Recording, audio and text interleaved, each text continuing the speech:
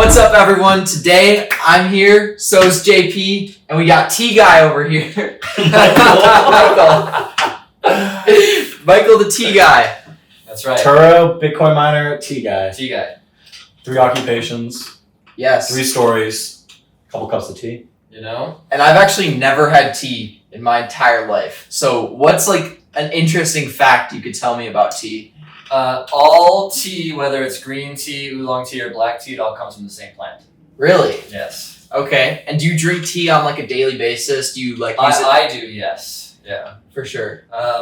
So for me, it's both like sort of ritualistic for me, as well as the more you know about how your body reacts with tea, the more you can use tea to change your mood or your state or whatever. So I will drink different teas based on like how I want to feel or what I think Really? I'm doing. Yeah. So like the tea that you're about to make, like how do you feel off that tea? So these teas I chose because it's later in the evening, so I don't want us to get like super amped. I chose teas that are lower in caffeine, and also have like, for lack of a better term, just like it's more vibey. So it's gonna be like a little bit more chill, like With just ultraviolet light in our faces. yeah, just with these wonderful lights right here.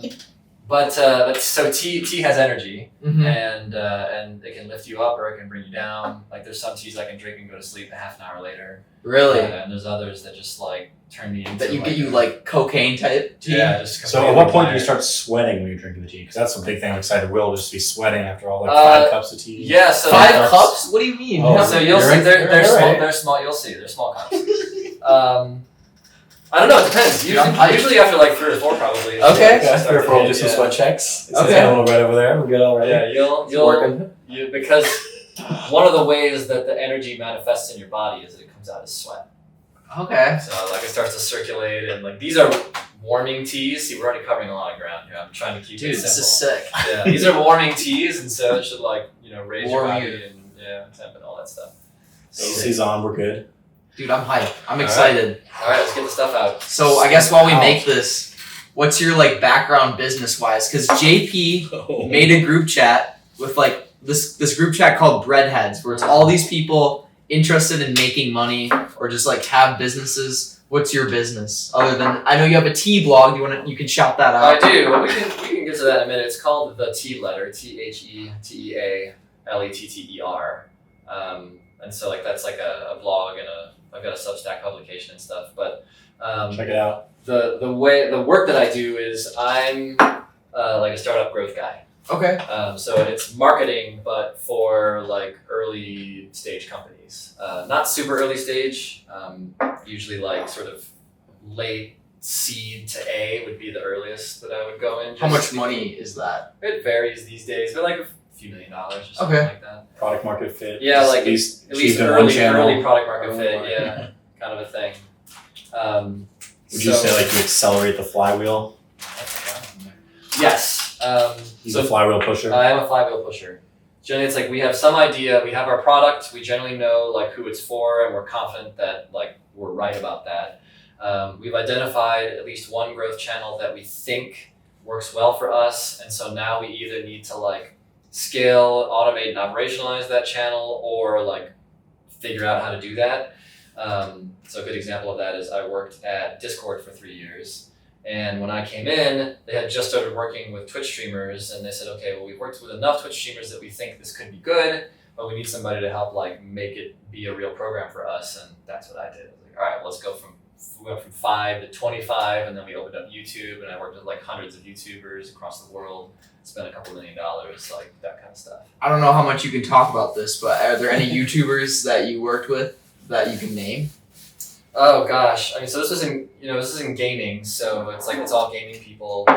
I mean, we worked with everyone from, if it's YouTube specific. You can name Twitch streamers too. So I mean, we worked with pretty much like Lyrics, Summit, Tim the Tatman, Dr. Disrespect. He got banned. He did, yes. We worked with him before he got banned, well before he got banned. And one of the things that you mentioned was the contracts, how you guys like try to stagger them out so not everyone could leave all at once. Yeah, I mean, That's like it's- the minute detail you guys thought through this and optimized. Yeah, so On, which is so crazy. contracts, it turns out, are like a really important part of the thing. Yeah, because like it's basically that's how you come up with what's the spirit of our agreement, and you codify that in a contract. But beyond that, it's like, well, like how do we want to work together, and what are our expectations, and things like payment terms wind up being really important because we structure things in such a way where it's like we would reward you for beating expectations, but we also had things done in such a way where we're protecting our downside. So there's like little nuanced things that you learn over time, because when you're working with influencers, you have no way of knowing whether or not they're going to do a good job for you until you've worked for them. Sure, you can say, well, who else have you worked with and how has that gone for them? But that's just like, you're just trying to de-risk the process. Ultimately, you have to do something together. Yeah. So yeah, we found ways to work with a lot of different people without over-investing. But also we were like, that was sort of like a broad influencer program rather than more of like a vertical influencer program where you pick a few people and then you invest heavily and build like brand spokespeople type stuff. You know, like you LeBron James or whatever. Like, I don't know if you know too much about what I do, but pretty much I make YouTube videos. Okay. And I think in my experience working with companies, like I've worked with like, I basically just chase the bag when it comes to sponsorships. So like I'll do as many as possible, but Sure. I would say I for like from a company perspective, I think it's better to work with less people and build long-term relationships than to just do one-off videos with everyone. Because Yeah. like in my experience working with businesses, like they don't usually see as much of a return with a one-off video, whereas if I do, let's say, one video and then we do like a few more, one of those are bound to do exceptionally well, and then they reap the benefits off of that. Right. So like that's what I've noticed. Like I think a lot of companies just like they have a marketing budget and then they just divide it among as many people as possible. I think they should see what does the best, try to build long-term relationships with those people instead of like always working with new ones. But No, I agree. And we would always do 3 videos. okay. That was always the plan. And so we kind of figured like we would know in that time, and we would always pay to get it on their best content. So like gaming YouTubers, they would have different series, or like let's say it's League of Legends or whatever. Like, oh, this is my meme build series where like I do like ridiculous items on these heroes that you would normally never do. And like that might be a really popular type of content on that channel, and so we'll pay to get your best kind of a thing. And if you don't perform well on your best content, then like So what's the biggest 3 video purchase you guys made? like in terms of dollar amount? Dollar amount for one creator. In Oh what range? man, I don't know. Bro, it's probably I'm gonna guess like $100,000. no, More? We never got that close. Not never that high? No, so now, to contextualize this was like 2016 Okay. to 19, and really I was working on it from like 2016 to mid 17 or so was when I was mainly focused on it. And so like numbers were big back then, but not that big. Not Okay. like they Not are where they now. are. Yeah, because like, bro, I know a couple YouTubers. Obviously, since we're recording, I can't say too much, but I know some people. They get, I have a friend. He gets 700 to 1 million views on a YouTube video, Mhm. and he's getting brand deals for like a 60-second integration on one video for around $20,000. Yeah, it's not unheard of. Yeah. It's not, and that's I'm sure it's that way in gaming now too. Yeah. as a matter of Well, yeah, fact. yeah, for sure. Especially because like, so have you heard the phrase endemic and non-endemic? No. Okay, so an endemic sponsor is somebody who's in the space that like the market that you're in. Okay. So they're like in. It would be like me In the getting, market. getting like a finance sponsor on my videos. Sure. Just like finance content. Yep. Okay, that yep, makes or sense. I get like a tea company on my video. Yeah. Or whatever. So these are people that are like in the industry that you're in. Mhm. Non-endemics are people who are from without. Okay. And so what started happening is as gaming got more and more popular, you had many more non-endemic companies, people like Coca-Cola and so on and so forth coming in. Like G Fuel, kind of. Well, G Fuel started in gaming, Okay. and so they were considered an endemic. Okay. But like Coca-Cola is not. Yeah, yeah. And so they would show up and be like, yeah, we have like a 9-figure marketing budget, so if you ask us for $20,000, like I'm not even gonna lose I'll process the check. second. Yeah, like Yeah, just tell me yeah, where to yeah. put the money. But meanwhile, like gaming companies are like $20,000. Oh my gosh. Yeah. Right. But like once the money started coming in, it's like, well, now the expectations are going Mhm. up, and so it The started to market get is moving, ludicrous. boys. Yeah, absolutely. And so like by the time I left my last job, I had influencers that were asking me for like 7-figure deals over 2 or 3 years, and I was like, we just don't do those kinds of content. Like, not that you can't get that from the right company, but like my company, we weren't cutting those kinds of checks. Yeah.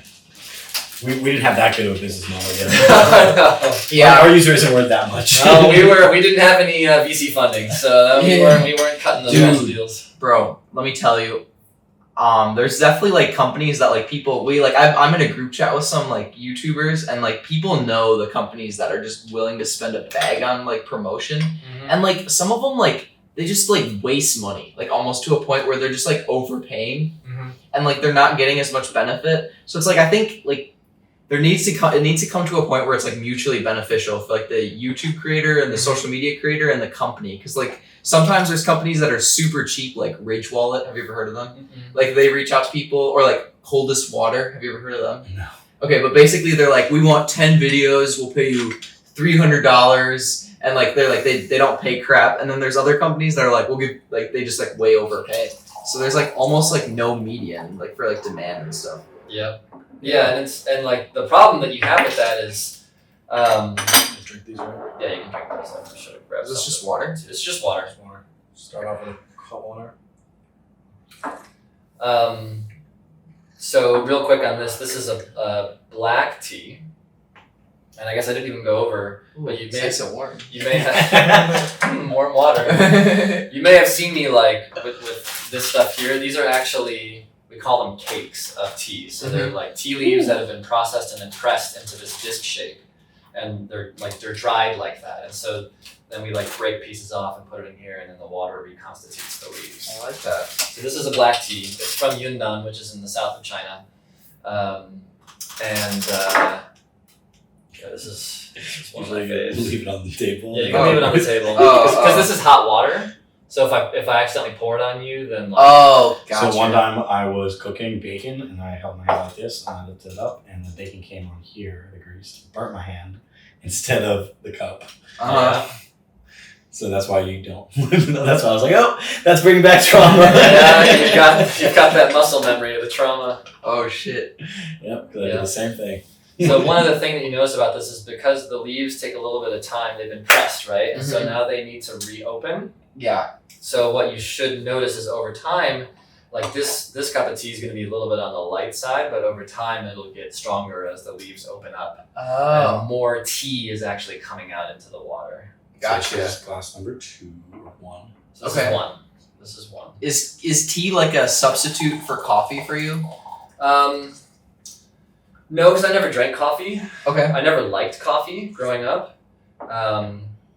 And I just got interested in tea completely on its own, for its own sake. And actually, like, in terms of caffeine and stuff like that, I'd be thrilled if tea didn't have any caffeine because I don't think I need the energy. I just like the way that it tastes. But decaf tea is crap, so just drink this. Okay.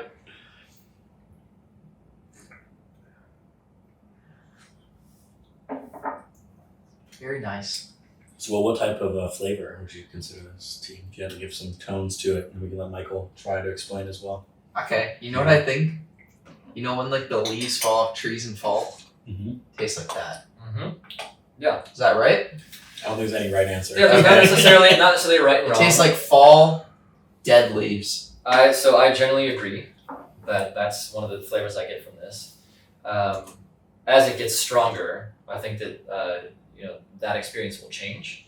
But to begin with, yes, I think like sort of dry fall leaves is. So there's different phases of the tea, and as you experience it, so that's something you might taste now, but by like 5 cups in, it might be something different. Oh shit! So it just like keeps evolving.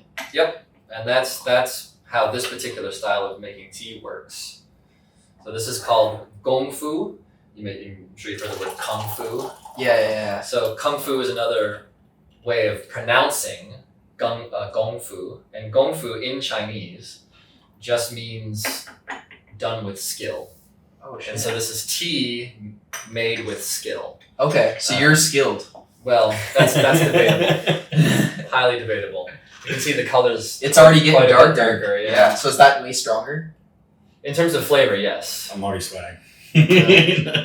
Dude, I'm not gonna start like seeing things, right? No guarantee. I'm just kidding. Like the Artifacts and stuff. Yeah. Like The colors, dude. The colors. mushroom tea. Well, that is a thing. That is a thing, actually. But that's not my thing. It's hot. Yes. So that is a. You can let it cool a little bit too. So anyways, yeah. So that's this tea. And once we're done with it, I can like pull a couple of these leaves out and like actually show it to you. Okay. But yeah, that's So I guess tell me a little bit about the tea blog. Sure. How has that like started, and where are you at with it now? So it started. So something about like my personality is just that I'm a nerd. I get really curious about things, and I like to share. Mm-hmm. I almost became a teacher when I was younger until I learned about the state of the American education system. So, thank you. Yeah, exactly. And so I like to share and I like to teach. And so as I became really interested in tea, I was just researching it, and I wanted to have a place where I could just share what I was learning with other people. So I decided to start the blog, and that was like February 2017 that I started it. And it's been pretty much like a hobby side project during all this time. I always mean to write more than I do, but it's still going. How consistently are you posting? So I was doing pretty Interview well. question number 2. Yeah, I was doing pretty well up until just recently. I tried it. I was doing like every other week. Hit a bit of a rough patch, but now I'm getting back on the saddle. So the goal is to do once a week. Right now, I seem to be able to do kind of every other week, sort of a thing. Okay. Mike was recently at a tea festival. I was. It was really cool. Yeah, so that was my last newsletter. So in San Francisco, they have something called the International Tea Festival, and I've been before, but obviously they haven't had it since the pandemic. And this time, my friends who own a tea company were actually showing up as vendors at the festival. And so I've been before as just an attendee, but this time they were going to sell some tea, and they invited me to come out and try to sell some tea with them. And so I went out there, and this was in the Ferry Building in San Francisco, which if you've never been is a very beautiful place. And it's 2 days full of all different kinds of tea. They have a pretty wide variety. They try to make it a bit of a something for everybody kind of experience. So there's some for the hardcore enthusiasts like me. And then you have, your mushroom teas, there's blends. They also try to represent a lot of different tea growing regions. So it's like China, Taiwan, and Japan are big ones. India also, but then they have like Nepal, and they have Kenya, and Africa, stuff like that. And so they try to kind of like just show the broad world of tea as it is. It's a big place. Your team served how many pots of tea in that 2-day experience? Gosh. You had to give us an estimate. I mean, in terms of people we served, Maybe cups of tea, not pots. like individual cups like Mhm. this, I mean, thousands probably. Yeah, at least. I mean, I think, Each person used like 4.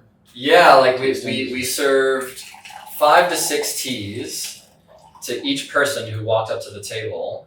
Wow. And so each one person was having 5 or 6 cups of tea, and we served somewhere between, I don't know, maybe 600 or 700 people or something like that. So, you do the math. It's 2,500 on up, so it's a lot of cups of tea.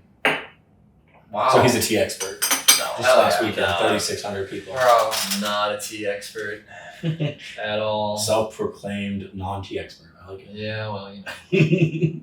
that's one of the things that I like about tea so much is that like it's a journey without an end. There's no belt system, right? There's no Yeah. degree. There's What's no your favorite thing certificate. about it? Favorite thing about tea? I think there's a lot of layers there. There are a lot of layers. I think that ultimately, and I don't know how to say this without to say it simply. So maybe I'll say it in a way that's a bit more harder to understand. Tea is essentially like a vehicle or a lens you can look through to look at life. It's a vehicle for the entire experience of life, because it connects us to ourselves, it connects us to each other, it connects us to our environment. and you can get as spiritual with that as you like, or not at all. There's an element of craft in it. So as I was saying, tea made with skill. Yes, you can learn how to make tea well. There's a lot about different types of tea that you can learn. It has very beneficial aspects for your health, whether it's mental or physical. I personally don't, get into a lot of that aspect of it, but a lot of people are interested in it. And it builds community. There's something very primal, like deep in like the human psyche or whatever. Like, hey, we sat together At the Boston Tea Party. Well, that's something else. Yeah, And decided taxes are we bullshit. said screw this. Yeah, Dude. This country was founded on tea, honestly, it was. bro. Um, And not paying your taxes. And Cheers. not paying- Cheers to founded on tea. Yeah. So yeah, and it's a very contemplative thing. Like Yeah. monks use tea primarily to help them with their meditation and stuff like that. So there's the long answer Oh, yeah. to a short question. Beautiful. There you go. Beautiful. And like that's what I write about too. Is like I have a lot of experiences with tea, through tea, and then I just try to write about what I learn as I explore that space. So that's mainly my thing. You do it well Thank you. and fruitfully, and you're present. That's all that counts. Yes, I try to be. Enjoying the experience. Try to be. That's the thing. Beautiful. So that's me, man. That's awesome. Yeah. How are you liking it so far? I like tea. Yeah. It's good. Good. I'm gonna This drink one tastes a little bit different. with my pinky up. There you know, pinky's out. Pinky's out. Ah. But yeah, actually, it's interesting that you mentioned that. Since the link that we have here is talking about finance and taxes, is that people don't realize that wars have been fought over tea, and not just it's not just the Boston Tea Party that we know in America, but the British. If you've ever heard of the Opium Wars in China, Yeah. that was a result of Britain flooding China with opium because China, which was the main purveyor of tea at the time, India wasn't really making tea yet, hadn't been discovered there or brought there. China would only sell their tea for silver. That's it. Like they kept trying to trade, like, hey, we have all this stuff. China's like, nah, it's shit, I don't want it. Just silver. And Shit. literally, Great Britain did not have enough silver to pay for all the tea that it wanted to buy. And so I said, well, there's got to be something that we can give to the Chinese that would be an equal exchange for tea. Well, it turns out they had colonies in Afghanistan and such, and what were they making in Afghanistan? They were making opium. And so they started to flood China with opium, and that's how they made silver that they could use to then turn around and buy tea. Wow. Opium. Opium. The opium trade. Yep. Damn. The good old British, dude. Yep. So yeah, it's a humble drink. It's nothing but hot water and dried leaves, but it means a lot to some people. It's crazy. Yeah.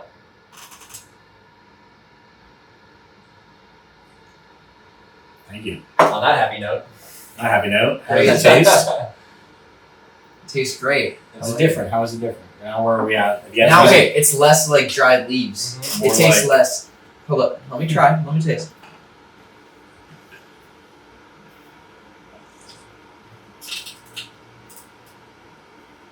It's almost like It bitter was- wood, in my opinion. Oh, that's good. Like a light color. Yeah, that's true. So bitter wood. That's good, I like that. dude. It's solid. There's taste some of that earthy soil now in it. Yeah. Taste it The word I tend to use to describe this is medicinal or herbal.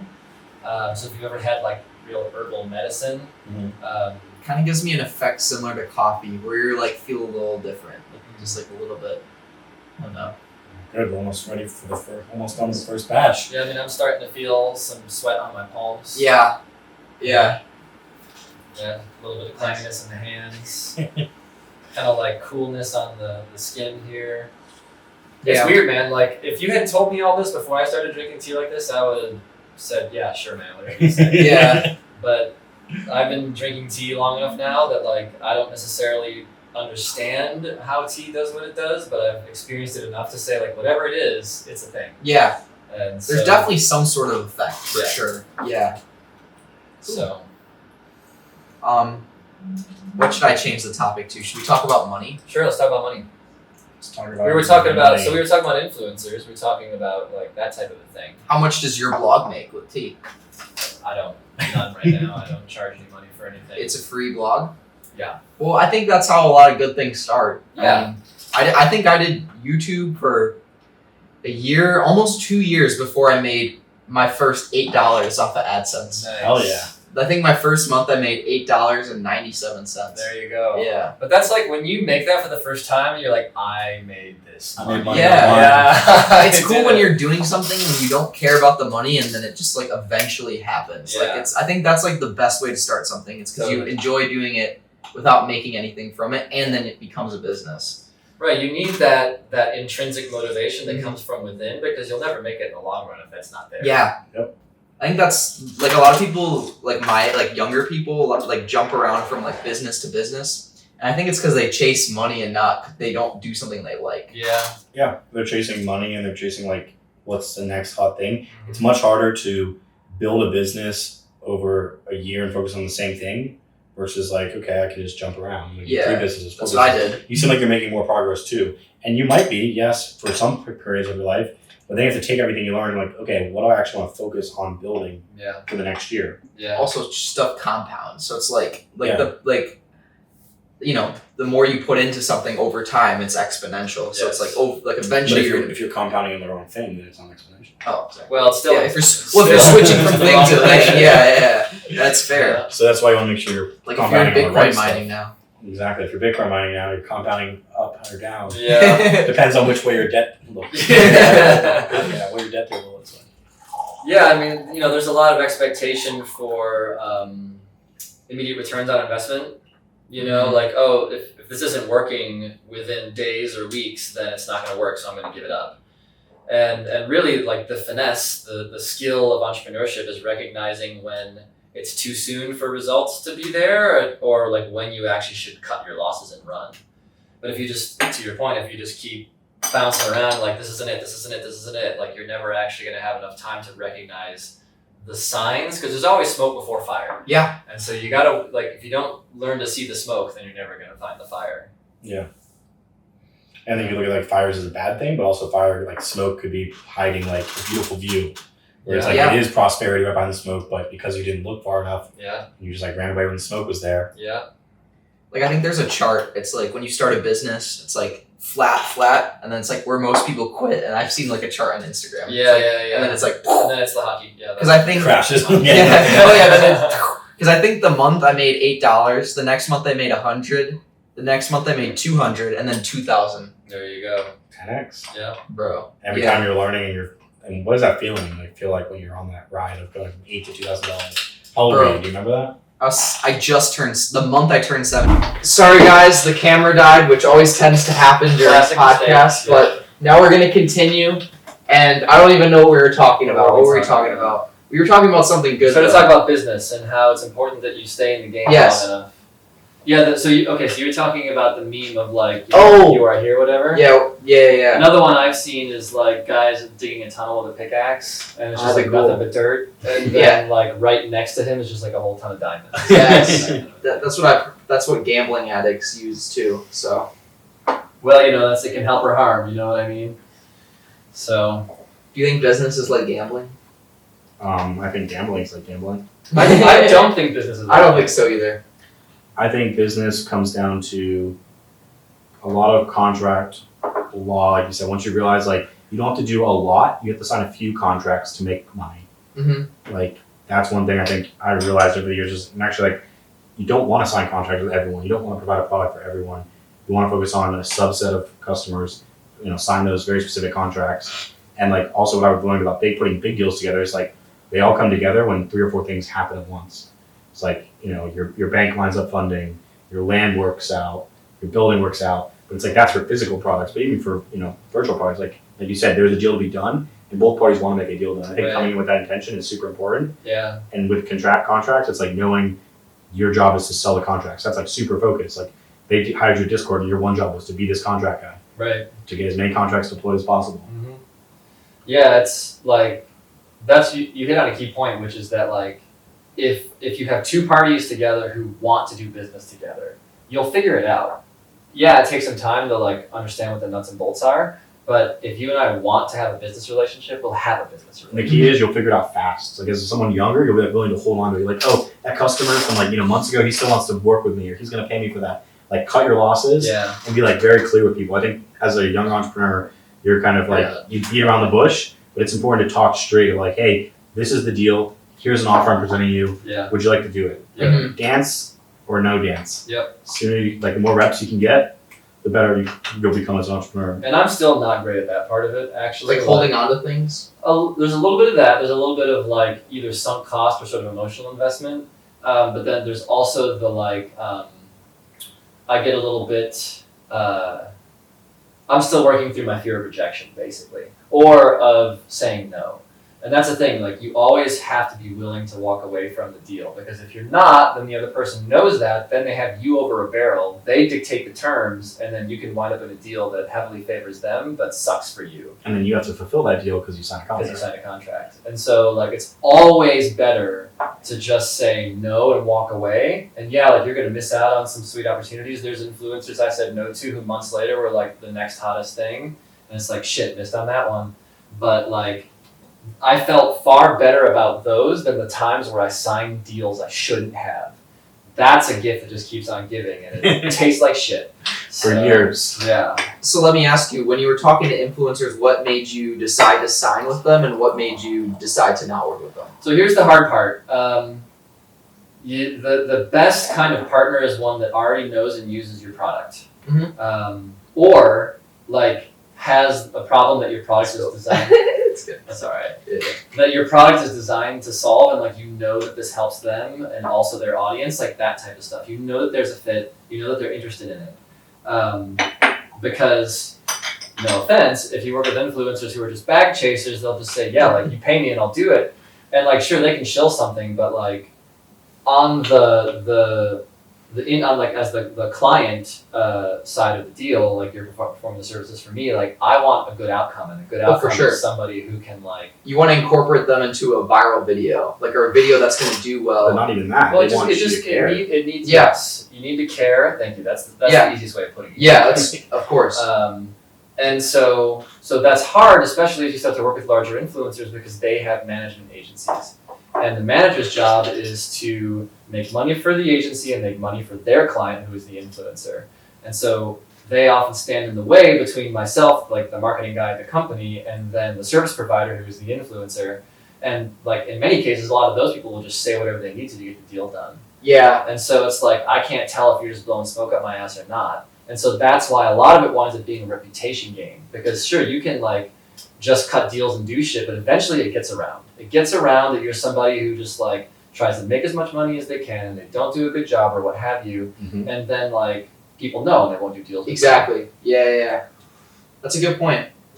That's why the caring, I think, is, for me, the makes the effort so important. It's like the influencer has to be like, this is mine, Mm-hmm. and I'm going to raise money for my venture.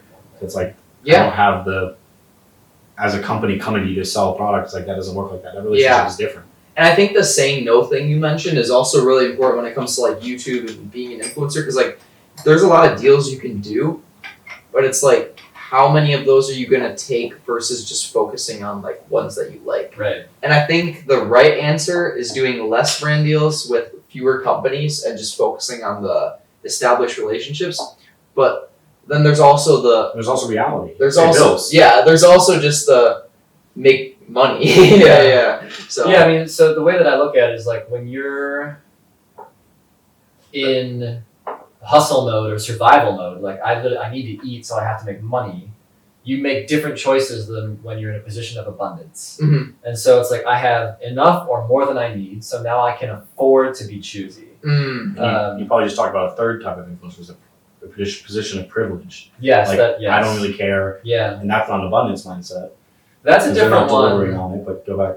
Yeah, so when you're in abundance, you choose based on like what's right for me. Mhm. You know, when you're in scarcity, it's like I literally need to keep my lights on and put food on my table, so I'm gonna take almost any deal that comes I'll my take way. a $300 10-day brand deal. Yeah, like I Yeah. know this sucks, but like it's $300 in my pocket, right? When you're in a position of privilege, it changes the math because now the influencer's like, unless you have something that's like different or distinct, some distribution channel, some kind of opportunity you can bring me, some kind of relationship you can connect me with, I don't care. So like Mr. Beast, for example, someone comes to him and he's like, hey, I want to launch a burger franchise and like I want it to be the Mr. Beast burger franchise. And all you have to do is put your name on it and eat the burgers on camera. And he's probably like, sweet. Like nobody else is coming to me offering me a freaking 300, location burger chain. And so in gaming, what that looks like is they want to cross over into like film, for example. So now there's like Twitch streamers and stuff who are showing up in movies and television. They want placement in physical retail. So it's like, I want to be on an end cap in a Best Buy. I want like a full-size cardboard cutout of me with your product, like in a Best Buy. And so like they start to bring that kind. I want you to develop a product, a unique product, around me. And that's privilege. Because now it's like, I don't need your money anymore. I want unique opportunity. I want you to help me to achieve my goals. That's privilege. Yeah, I agree.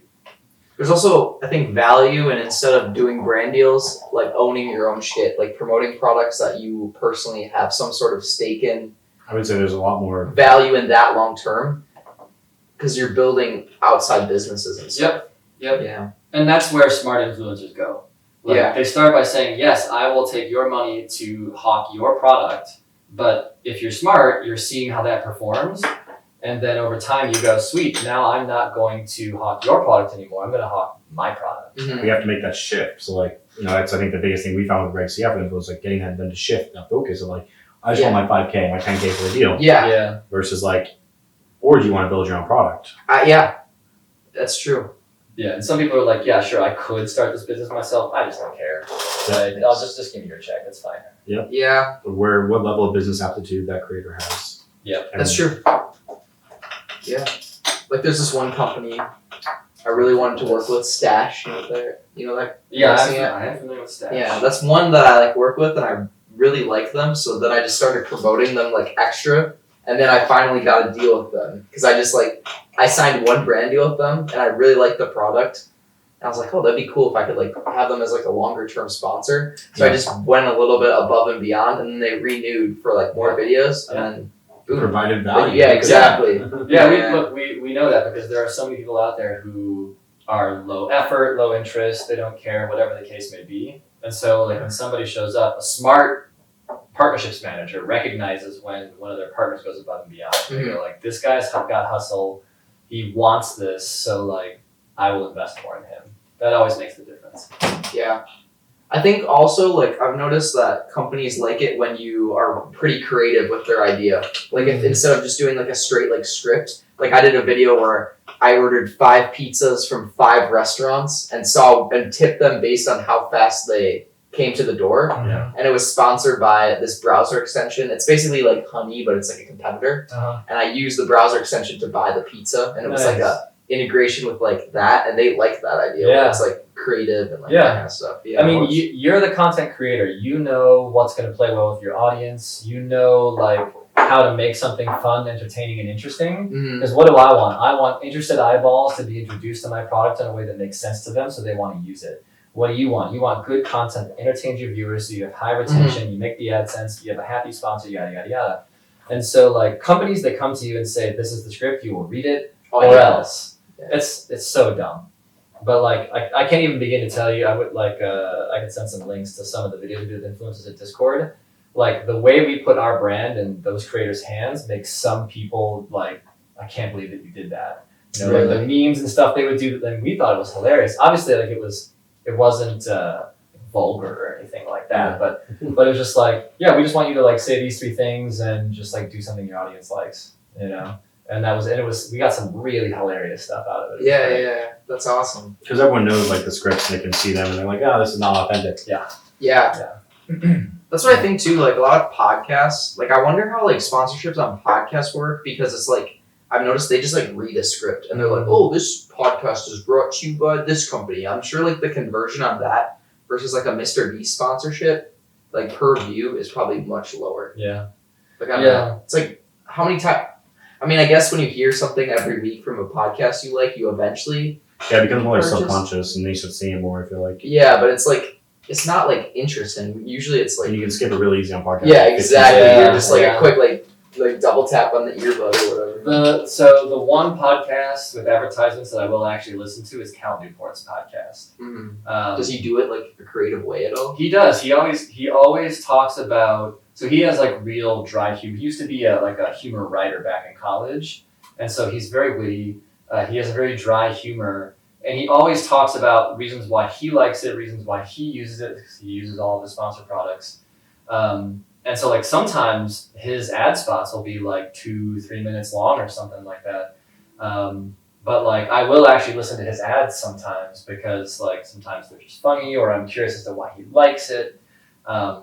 So like he's the one podcaster that like I actually will listen to the ads. Yeah. And you have someone like Tim Ferriss where like the first 15 minutes of his episode are just advertising. Like I just skip all the way to And the then end. Yeah, it's good. like it's the worst when it's like they're like obviously reading off of like this product is like this like it's like bro. Yeah, I don't yeah, give a come shit. on. And Yeah. talking about the product is probably much better.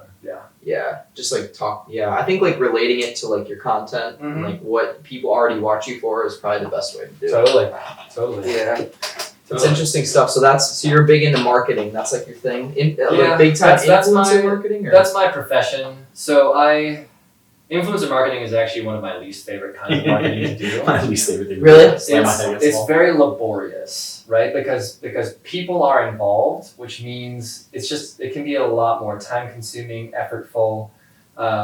It takes a lot of work. I think I told you about the same thing, building Bitcoin mines. It's laborious, it's people involved, it's red tape, takes a while. Versus like something in the virtual world you can do like really fast on a website. Yeah. Now I know some people who love it because they love the relationships. Like, Yeah. they love going out, meeting all these creators, and all that stuff like that.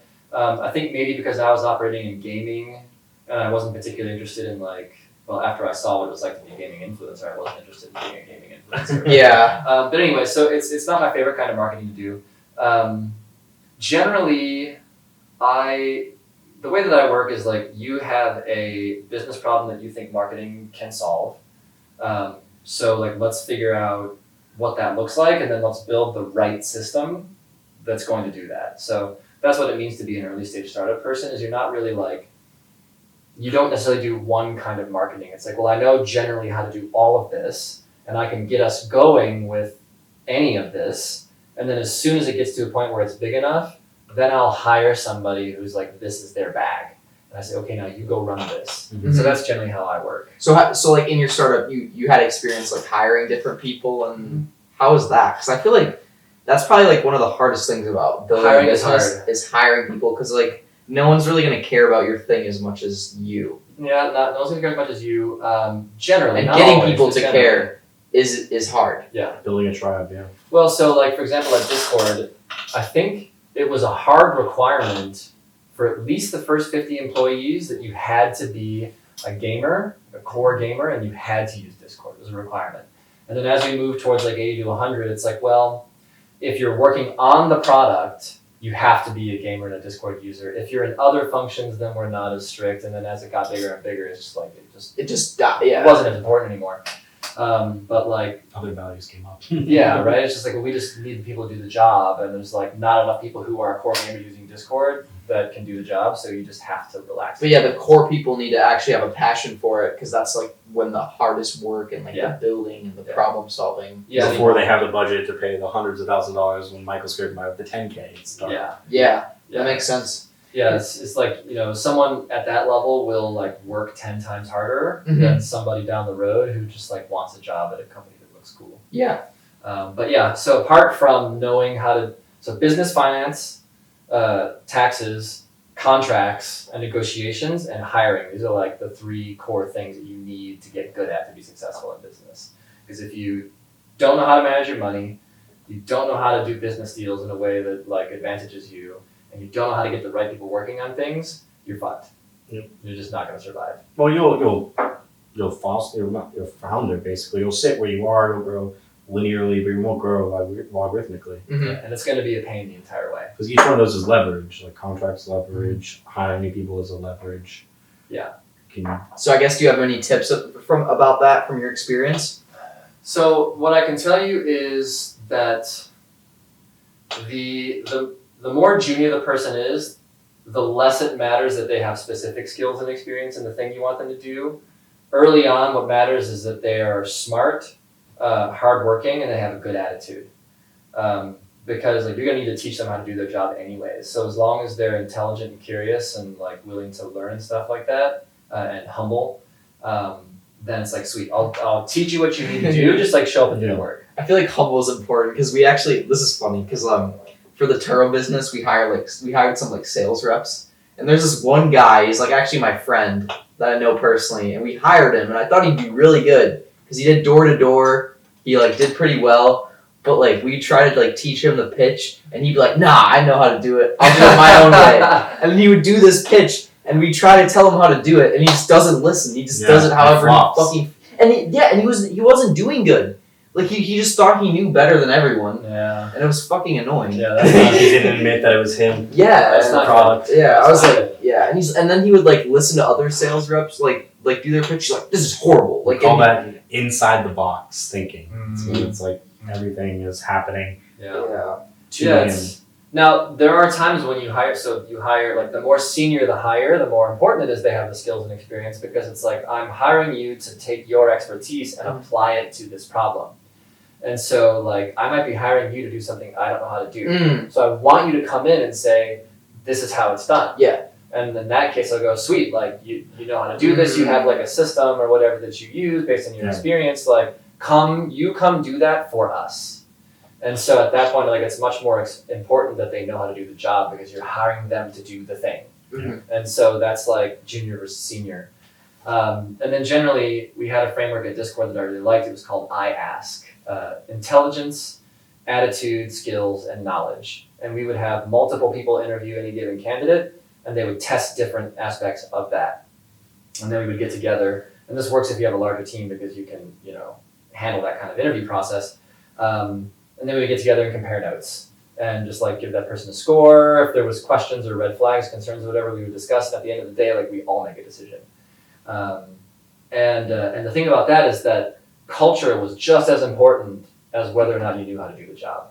And so because like this is a very standard tech interview process, it was an on-site and there was a lunch involved where employees who were like not on the same team, not involved in the hiring, like that person's job at all, would get picked to go to lunch with this person. And we just sit and talk like, oh, you game, what kind of games do you like to play? What do you do in your free time? But we're just like, it's like a time for them to like relax because it's an intense interview process. And it's also a time to just like get to know and see how they are in an unstructured environment. Yeah. And there was multiple times where candidates aced the interview process, but they failed the culture check and they wouldn't get a job. So it's like they might be amazing at their job, but like they can't look a woman in the eye directly when they talk. And like, so like that's concerning that, like how they have to work with women. Can they work around women? Like that kind of stuff. So that's how we did it. Yeah, it's true. I think especially when you have a smaller business, like I wouldn't want to hire anyone I wouldn't want to hang out with. Like, you know what I mean? Is that bad? It depends. It's a whole can like for example, if I was gonna hire someone to help me film and I was gonna go around to different places and film, I don't want to be with someone I don't like. But you know what I mean? So that's culture. That is culture. But it's like when you're hiring people because it's easy, because you get along with them, versus hiring them because they're actually seeking your position. Right? That's one is like forcing a position on someone, like, hey, I'm gonna hire you because you're a warm body, you can hold a camera. Yeah. It's like I'm gonna hire the best camera holder in Austin. That's what I've been for the price I can pay. Yeah, that's fair. Because I usually just hire like my friends or like people I know and I That's like. very common. Very common. It works for like, okay, I need to move some stuff with my friends. Stuff like small things, but when it's like consistent showing up, you have a level of hierarchy, there's money involved, like becomes layers on that relationship really quick. And like to JP's point, he said like that is a form of culture. The culture you're creating are like people who have similar values as me and people who like the same things as me. And like that's okay for a while, but then like you want someone skilled and someone you want some different perspectives. You want some different viewpoints. Or maybe there's like if everyone thought like you. You're not gonna get any opposing opinions or whatever the case may be. And so you have to be careful because like that's how companies build culture is who they hire to do the work. And so like it's when you're just starting out, hiring your friends is a very normal thing to do. Eventually you learn to look past that and say, well, like, who is the right person, the right fit, because they shore up my weaknesses with their strengths, and like we balance each other out. It's like I'm good at something you're not, you're good at something I'm not, and then like we all do better work because we're together. You want it to be like a multiplicative thing. The sum is great. Sorry, the whole is greater than the sum of its parts, sort of a thing. But it's hard. Yeah, it's hard. So what's the next tea that we do? Yeah, so let's swap over to another tea. So I said that one was a black tea. Black don't crack. Black, so it was about to crack. So next we'll do what's called a pu'er. And this is called ripe pu'er. And I'll let you just smell that. It smells like wood chips. Not a bad way of describing it. So this is a tea that's been artificially fermented before it's pressed into a cake, and it's often consumed as like a post-meal digestive aid. For me, it's just like a sort of low caffeine kind of vibey thing. It's like I drink it when I'm sick. I drink it if I'm cold. It just makes me feel comfortable, kind of a thing. But it has a very different type of flavor, so it'll be very different from this one. Sick. I like that one.